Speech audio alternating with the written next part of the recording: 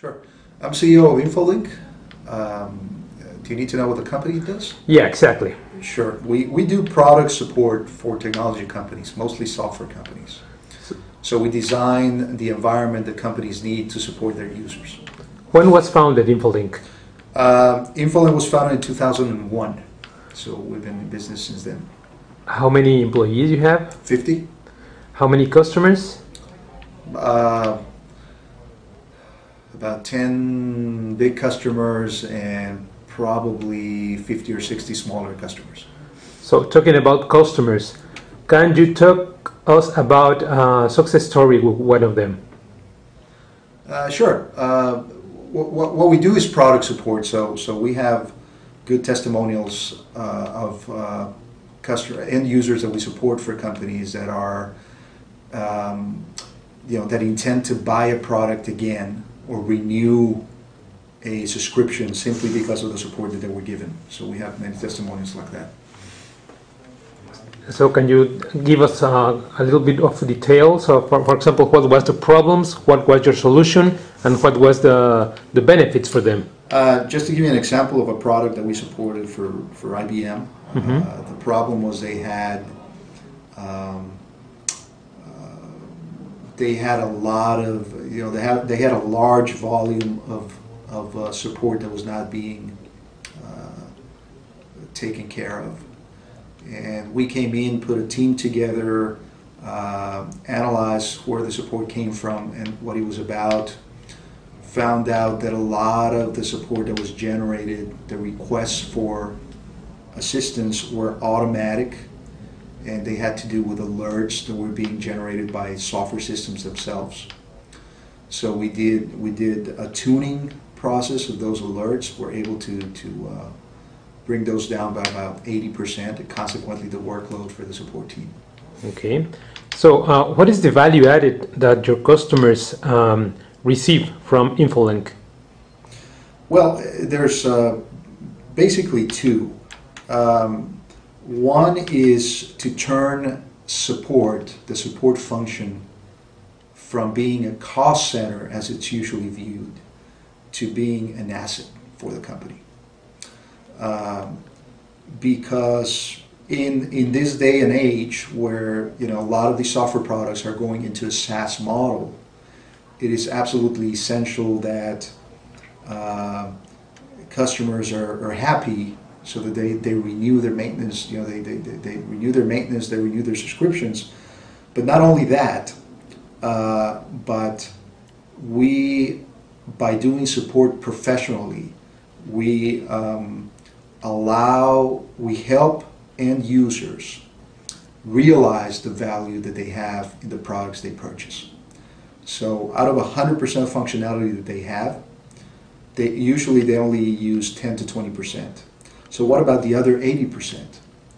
So our support services are aimed at getting your users to use that other 80% and therefore realize more value out of the product and continue to be your customers and buy more product in the future.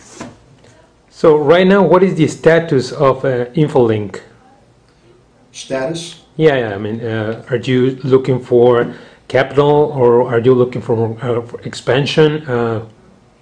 Yeah, one of the very important things that we do, and this is one of the things that differentiates us, is as a product support company, is we have a product called Product Knowledge Feedback, PKF. Mm-hmm. And that's all about processing all the unstructured data that comes through the support channels. So we're talking about emails, chat sessions, discussion forums, phone conversations that have been transcribed into text. So processing all of that and making sense of it.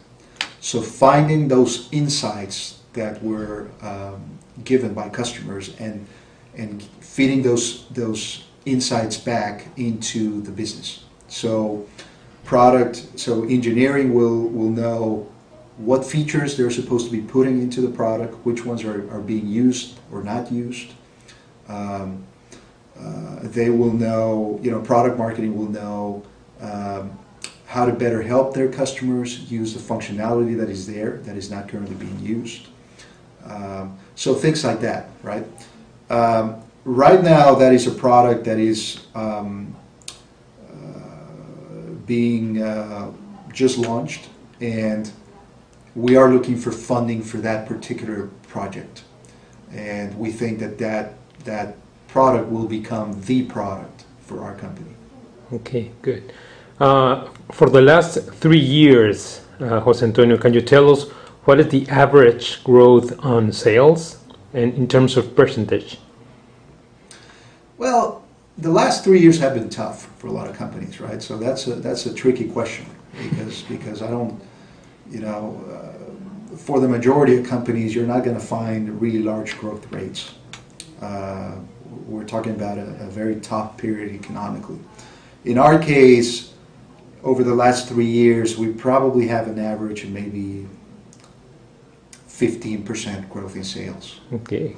So it's a fair growth, but it's been uneven, right? Last year was fairly flat. The couple of years before that were much better. Yeah. Even though it's a 2-digit average, right? Yeah. Okay.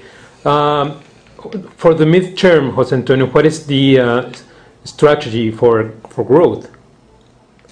Well, right now we are looking at PKF to generate a lot of the growth for us, and this is the way it's going to work. We think that PKF is a very innovative solution that companies don't usually have in place.